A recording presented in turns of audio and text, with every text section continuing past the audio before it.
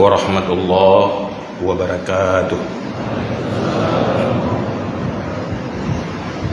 Allahu Akbar, Allahu Akbar, Allahu Akbar, Allahu Akbar, Allahu Akbar, Allahu Akbar, Allahu Akbar, Allahu Akbar, Allahu Akbar, walillahil hamd. Alhamdulillah, alhamdulillahilladzi amarana bil i'tisami bihablillah wal ibtiadi an manhiyatillah, wassalatu wassalamu ala rasulillah Muhammadin la nabiyya ba'dah wa ala alihi wa sahbihi wa man tabi'ahudah. Ayyuhan nas, ittaqullaha haqqa tuqatih wa la tamutunna illa wa antum muslimun. Qala Allah subhanahu wa ta'ala fil Qur'anil Karim, A'udzu billahi minasy syaithanir rajim. Bismillahir rahmanir rahim. Wattaqu yawman turja'una fihi ila Allah, thumma tuwaffa kullu nafsin ma kasabat wa hum la yuzlamun. Shadaqallahul azim. Rabbi shrah li sadri wa yassir li amri wahlul 'uqdatam min lisani yafqahu qawli. Allahumma ij'alna minal mukhlisin. Pertama, mari sama-sama kita memuji Allah, sekaligus berselawat kepada Rasulullah sallallahu alaihi wasallam, juga kepada keluarga dan sahabat-sahabat beliau sekalian. Berikutnya takzim dan takrim kepada panitia pelaksana ibadah Hari Raya Idul Fitri di tempat yang mulia ini, yang pada hari ini mengundang saya untuk mengisi 2 khutbah hari raya. Maka insya Allah dengan takdir dan iradah Allah, kita akan mengisi waktu sedikit sebelum kita tinggalkan masjid ini. Semoga bermanfaat pada kita semua, juga kepada saya sendiri. Hadirin sidang jamaah Aidil Fitri yang mulia, saat kita duduk sekarang ini, mari kita renung sejenak. Mari kita pergunakan waktu untuk merenungi tentang diri kita masing-masing. Pasti yang hadir di sini yang dewasa lebih banyak daripada anak-anak kecil. Malah banyak yang sudah tua hadir di sini. Kita bertanya pada diri kita sendiri, berapa kalikah kita sudah berhari raya selama hidup kita? Kembali kepada masa lalu. Mulai kapan hari raya yang terkenang pada hari ini yang kita kenang? Hari raya yang paling awal, yang paling lama yang telah kita kenang. Banyak kenangan-kenangan masa lalu, khususnya pada kita yang sudah tua-tua, di mana di saat hari raya kita ingat siapa yang mempersiapkan pakaian hari raya kita, siapa yang memandikan kita. Yang beliau-beliau itu sekarang sudah tiada, sudah pergi untuk selama-lamanya. Mereka tidak menghadapi lagi hari raya dan bulan suci Ramadan. Tetapi mereka yang memandikan kita, yang sebelum hari raya berpikir bagaimana berusaha untuk ada pakaian yang bagus untuk kita, bertanggung jawab untuk membahagiakan anak-anaknya, masih mengharap kita mengunjungi beliau-beliau. Kunjungilah mereka. Mereka sedang menunggu kita. Mereka sangat berharap doa-doa dari kita. Dan kesibukan kita lupakan mereka. Mereka tidak pernah lupa berharap pada kita. Mereka yang selalu susah menjelang hari raya untuk diri kita. Lebih dulu memandikan kita saat kecil daripada mereka mandi untuk dirinya sendiri. Mereka tidak apa-apa, tidak punya baju baru, tetapi sangat gelisah kalau kita tidak punya pakaian baru di hari raya. Hari ini mereka menunggu kita di sana. Jangan lupakan mereka. Berdoalah, ziarahi mereka. Berdoa supaya keampunan dosa diberikan oleh Allah kepada mereka. Di situ kita harus renung pada diri sendiri. Hari-hari rupanya tahun ini kita masih bertemu dengan Ramadan dan Hari Raya Idul Fitri. Kita belum pergi seperti mereka sudah pergi. Apa tahun depan? Saat Ramadan kembali, kita sudah pergi atau kita masih berada di sini? Banyak teman-teman kita yang sama-sama berhari raya di tahun lalu, sekarang saat Ramadan datang, hari raya datang, mereka sudah pergi, duluan pergi. Apakah kita akan bertemu dengan Ramadan ke depan? Wallahu a'lam. Kita belum tahu dan kita tidak pernah yakin. Maka oleh karena itu, yang paling beruntung siapa pada hari ini mendapatkan manfaat dan fungsi Ramadan. Terampuni dosa-dosa dengan datangnya Ramadan. Mendapat curahan rahmat Allah yang banyak dengan bertemunya Ramadan. Dan bebas dari api neraka. Itulah fungsi Ramadan. Siapa yang dapat memanfaatkan itu? Siapa yang bisa mendapatkan 3 fungsi itu? Itulah manusia-manusia sukses. Insya Allah pasti akan sukses siapa yang menyambut Ramadan dengan sebenar-benarnya menyambut Ramadan. Menjaga etika dan kewajiban-kewajiban di dalam bulan Ramadan. Dijanjikan 3 hal ini. Hal yang paling penting adalah terbebas dari api neraka untuk perasaan kita. Hal yang paling kita takuti neraka. Boleh kita berani mati, tetapi kita tidak pernah berani untuk jadi penghuni neraka. Boleh kita berani mati, tapi kita tidak pernah berani menghadapi siksaan kubur. Siapa yang bebas? Mereka yang telah terampuni dosa-dosanya. Hari ini Ramadan sudah selesai. Hari raya, hari yang masih punya fadilah dan kelebihan, yang berfungsi untuk terampuni dosa-dosa yang belum terampuni dalam suci Ramadan. Maka di hari ini kita sesali di atas Ramadan yang lewat tanpa kita sapa dengan serius, tanpa kita muliakan dengan serius. Sesali itu. Bercita-citalah di hati, semoga Ramadan ke depan akan saya sambut dengan sempurna. Tidak terlewati begitu saja seperti Ramadan yang baru lalu itu.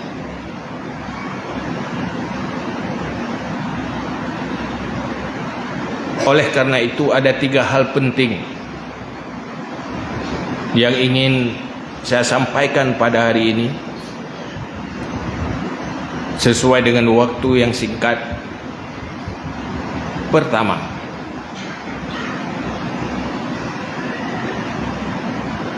bahwa hari raya adalah hari kemenangan bagi mereka yang mendapatkan 3 keuntungan itu. Rahasia-rahasia yang tersembunyi yang diberi nama dengan rahmat,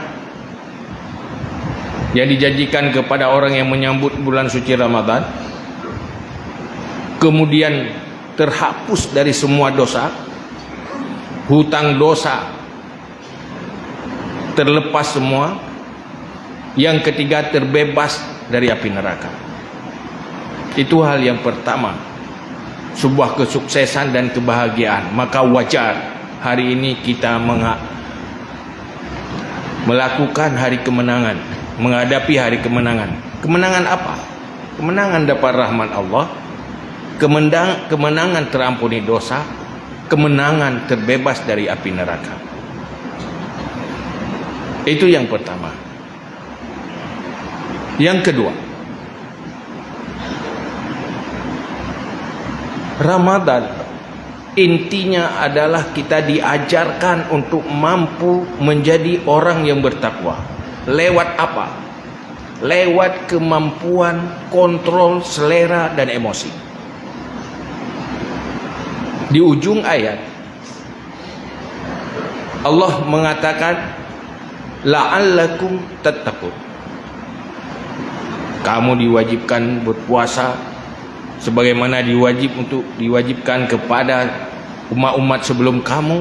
Ujungnya supaya kamu menjadi orang baik, orang yang bertakwa, orang yang bahagia di dunia dan akhirat. Sumber manusia hasanah di dunia dan akhirat modalnya adalah takwa. Siapa yang takwa? Takwa tidak pernah lepas dari kemampuan kontrol selera dan emosi. Manusia jadi jahat karena tidak mampu kontrol selera dan emosi. Manusia jadi buruk karena tidak bisa kontrol selera dan emosi sesuai dengan etika agama, rumusan-rumusan syariat. Kalau makanan kita bisa kontrol tidak makan saat kita lapar, saat kita sudah haus tetap bisa tidak minum, karena itu terlarang. Kenapa tidak bisa kontrol dari perilaku-perilaku yang buruk, selera-selera yang haram? Kontrollah itu. Tahan lapar memang tidak enak, berat. Saat haus tidak minum memang berat. Tapi banyak selera-selera dosa lebih berat kita tahan. Orang lebih gampang tahan makan, tahan selera minum ketimbang tahan selera berbicara dosa, komentar-komentar dosa. Sehingga Rasulullah dalam satu hadis mengatakan, aktsaru ahlin nar min hasaidi alsinatihim. Umumnya penghuni neraka hasil dari dosa komunikasinya, lidahnya, berbicaranya. Dosa-dosa berbicara. Kenapa terlalu banyak? Dosa karena makan haram itu masih sedikit. Karena orang pasti kalau makan yang haram itu tidak mungkin makan 1 ton, tidak mungkin makan 10 piring. Tetapi kalau berbicara, bisa tidak pernah dia berbicara dosa. Lebih gampang menawan haus air daripada haus berbicara dosa. Inti dari Ramadan yang sempurna tidak cuma tahan makan dan minum, tahanlah dari semua selera-selera dosa, baik berbicara atau mendengar, melihat atau memperlihatkan. Selalu sesuai dengan aturan-aturan halalnya, jangan sampai haram. Manusia terjebak kepada dosa dan masuk kepada neraka karena seleranya kepada yang haram. Allah membuat aturan halal dan haram. halal itu perjalanan ke syurga. Kenapa Allah larang yang haram? Haram itu perjalanan ke neraka. Kenapa mau manusia berjalan ke neraka? Selera. Saat tidak tahan selera, terpaksa berjalan ke neraka. Selera harta menghalalkan segala cara. Selera berbicara yang haram-haram. Sehingga dalam Islam diatur ada 20 etika berbicara. Supaya jangan terjebak kepada dosa-dosa, malah dia menjadi pahala. Maka lewat Ramadan, kalau kita sudah bisa kontrol selera makan dan minum, kontrollah selera berperilaku haram, berperilaku dosa. Itulah perjalanan ke syurga. Kalau sudah mampu menghindari melakukan hal yang haram, kita sudah mampu menghindari berjalan dari perjalanan neraka. Selanjutnya, hari ini hari raya, khususnya di Aceh dan mayoritasnya umat Islam. Mereka telah mampu membudayakan hari raya yang luar biasa. Khususnya di Aceh, para leluhur kita mampu membuat hari besar Islam ini menjadi hari penting.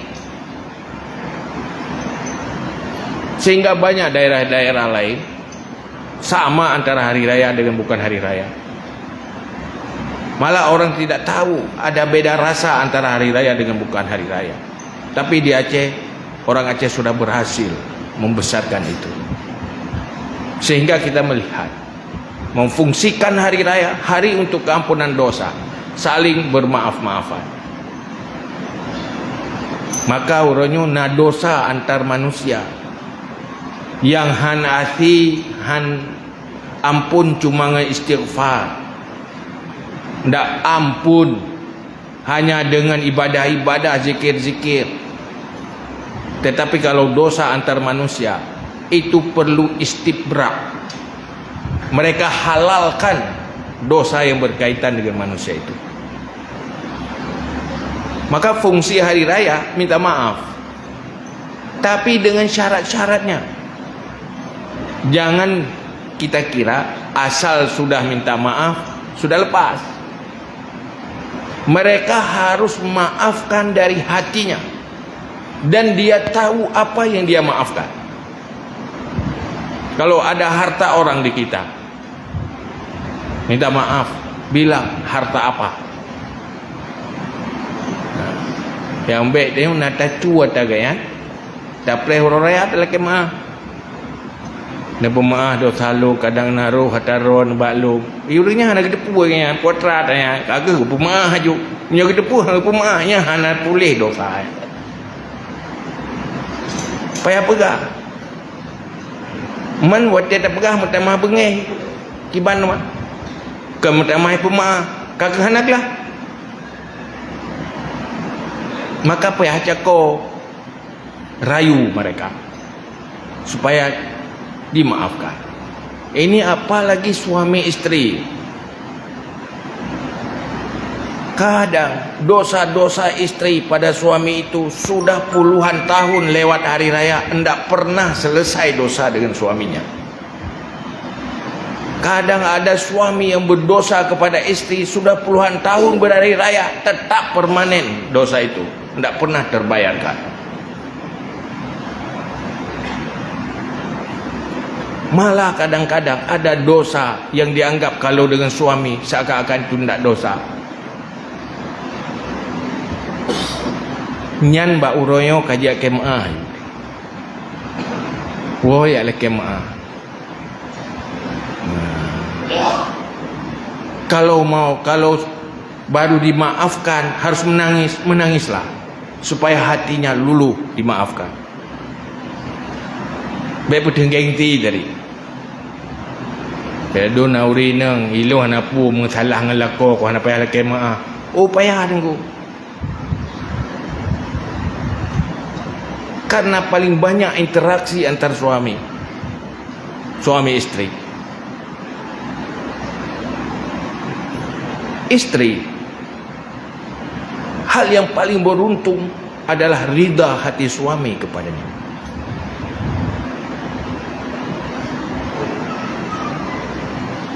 Jauh lebih penting dari yang lain.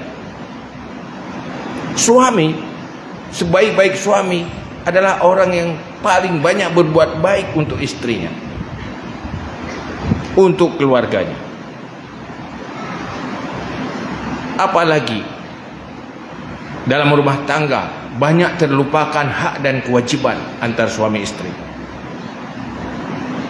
Suami punya kewajiban, kalau dia tidak melakukan menjadi dosa dan berhutang dengan istri. Istri juga punya kewajiban, kalau dia tidak melakukannya menjadi dosa antar suami istri. Suami punya hak menjadi kewajiban bagi istri. Istri punya hak menjadi kewajiban bagi suami. Meninggalkan kewajiban itu tanpa ada pemaafan dari pihak salah satu, itu menjadi dosa-dosa. Nyan kaji laki maaf. Tengok kadang dah fikir na peng permoh peng rawai. Tacok hana tala kaidin. Nyan haja pegah ya mu peng permoh je cua. Dosa ri. Permoh kan ri. Alah talako matalako tetap pengen aju. Bayang hanjit tak pengen atagop. Itu ilmu dari mana? Siapa yang ajarin? Mencuri harta suami lebih dosa daripada mencuri harta orang lain. Pertama, menyakiti suami yang diperintahkan kita untuk berbuat baik. Yang kedua, mencuri. Jadi baiknya konsep-konsep hai mengatap rumah teh jiat atu pengen aju, tetap Allah mendosakan itu. Yang istri tidak boleh nipu-nipu punya suami.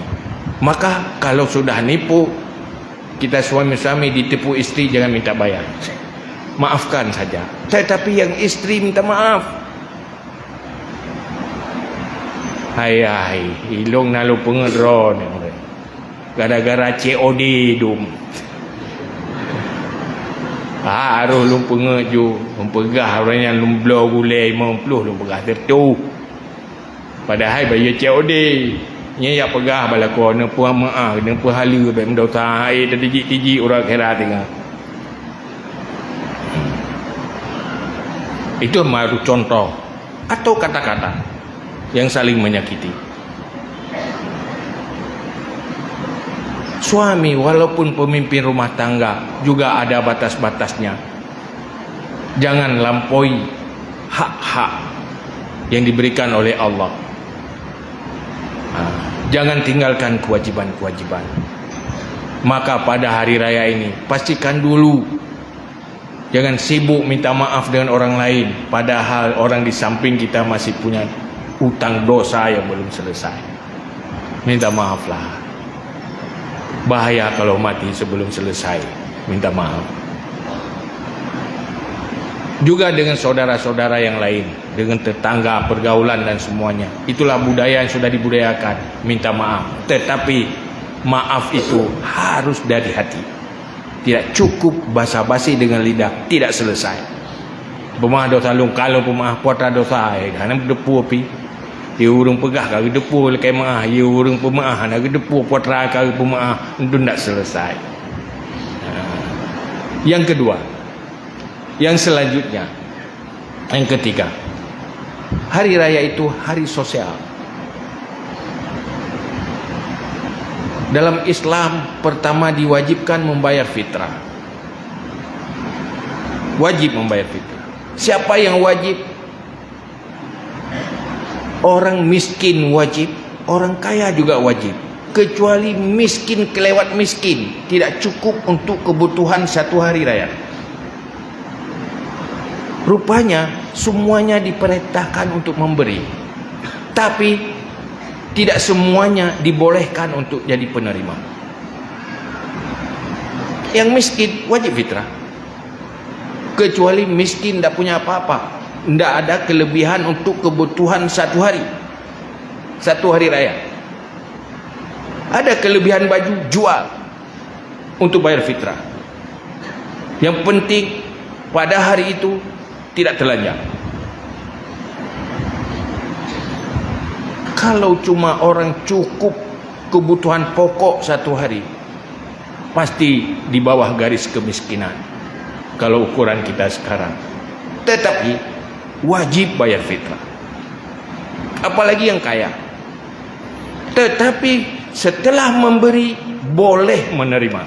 Dia memberi cuma berapa kilo, tapi boleh terima puluhan kilo, karena dia miskin dalam kategori penerima, tapi kaya dalam kategori pemberi. Yang kaya tidak boleh. Anda yang sudah kaya-kaya, jangan terima, beri saja. Islam itu agama sosial. Al-hayah liyu'tu la liya'khuzu. Manusia sukses itu, sukses hidupnya apabila hidupnya bisa memberi, bukan jadi penerima. Yadul ulya khairun min yadus sufla. Tangan di atas lebih mulia daripada tangan di bawah. Penerima tidak lebih mulia daripada pemberi. Apalagi yang diterima itu yang haram, lebih hina lagi. Yang diterima hasil tipuan, lebih hina lagi. Sudah kaya masih nipu lagi. Padahal Islam mengajarkan kalau kamu yang sudah kaya jangan jadi penerima. Dari yang halal pun jangan minta. Kamu diperintahkan untuk memberi. Maka diperintahkan dalam agama itu pemurah. Zakat fitrah mengajarkan kita untuk jadi pemberi. Jangan ada alasan miskin. Selama masih ada kelebihan walau sedikit, berilah itu. Jangan pernah beralasan. Ladumna urung alasan orang wate baka biaya. Bagi je ke fitrah orang kaya karati. Pakai alasan ya. Wate leke bak kamu, wate juk ke hanai kamu. Tentang rasional tak klik. Enak orang kaya, hak aku orang kasih gekarat le orang kaya. Kamu pergi benar, kepuk orang kasih mandap.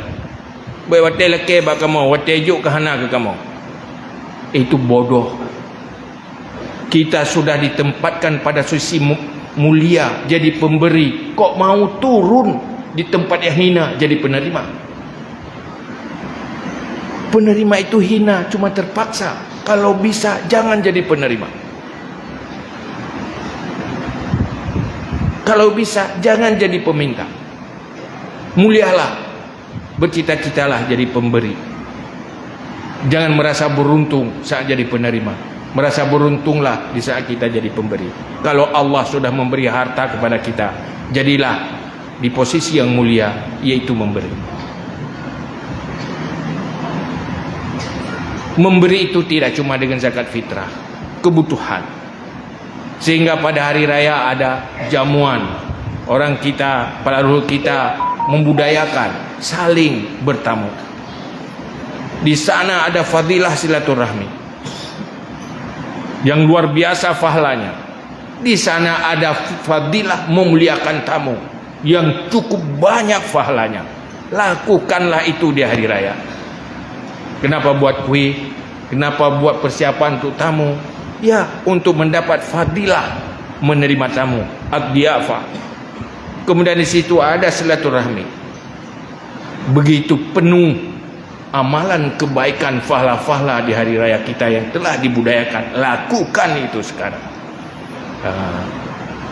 Semuanya lakukan ikhlas karena Allah, bukan untuk sebuah penampilan. Silakan pakai baju baru, bukan untuk menampakkan bagi mereka yang tidak punya baju baru. Bukan pakai baju termahal untuk hanya nampakkan pada mereka yang tidak mampu membeli baju mahal. Itu dosa. Hanya untuk merayakan hari kebesaran, membesarkan hari yang dibesarkan oleh Allah. Itu saja niat, bukan untuk kesombongan. Nyan pegat kuih untuk ipaju, kan untuk kubah orang raya ke. Yang baik wate ipajuh, teler ipajuh bengeh tu, ku jai-jai ipajuh kuih. Yang hanja menan. ikhlas. Mau makan banyak silakan. Maka kita yang makan saja jaga etika. Kalau kira-kira mereka tidak rela kita makan banyak, itu haram. Kita tahu itu kita makan banyak, yang punya tidak rela, haram. Yang kasih jangan haramkan itu. Habis haram kau pajuh pun tayu pajuh kuih duduk ke haram kayaknya. Kau aja ya kabeh kahana le ketingan. Baik pudu ihnan meyohana kena pajuh. Atau baik ke pulemah tagai, le pegai copleh ruhung beu hai tong mecok beu. Kepu untuk kalian-kalian aku mahal. Itu untuk makan, bukan untuk penampilan. Benar-benar ikhlas karena Allah. Lakukan jamuan. Kita menerima tamu supaya fadilah tamu. Lakukan silaturahmi. Maka hindari dosa-dosa. Nyukup jai kafalat raweh kup jai lah. Wate uroraya abih mandu musapat mupat salok mupat. Saya ke musapat sika cerita ke kau. Jangan ceritakan orang lain yang membuat jadi riba. Sering wate kaduk ke cerita. Kalau bercerita, ceritalah yang baik-baik. Jangan cerita dosa-dosa. Jangan berriba saat kita bersilaturahmi. Buatlah itu menjadi ajang beramal, bukan ajang dosa. Rencana silaturahmi dapat pahala, rencana bertamu saling dapat pahala, ujung-ujungnya dapat dosa. Kamu pah yang jaga ada yang begitu. Sehingga benar-benar hari raya, benar-benar hari raya, hari terbebasnya kita dari dosa dan terbebasnya kita dari neraka. Wallahu a'lam bissawab. Mari sama-sama kita masuk dalam kundua al-khutbah.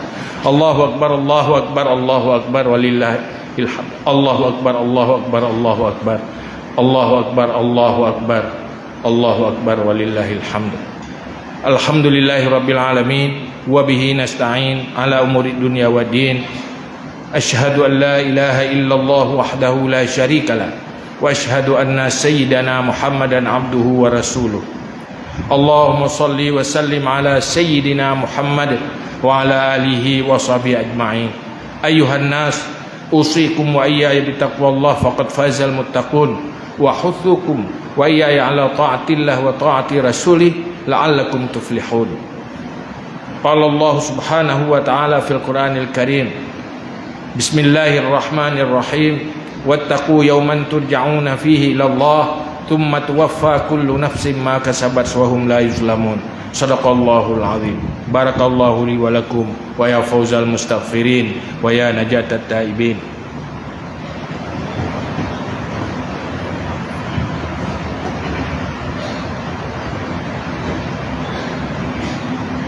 Allahu akbar, Allahu akbar, Allahu akbar. Allahu akbar, Allahu akbar, Allahu akbar.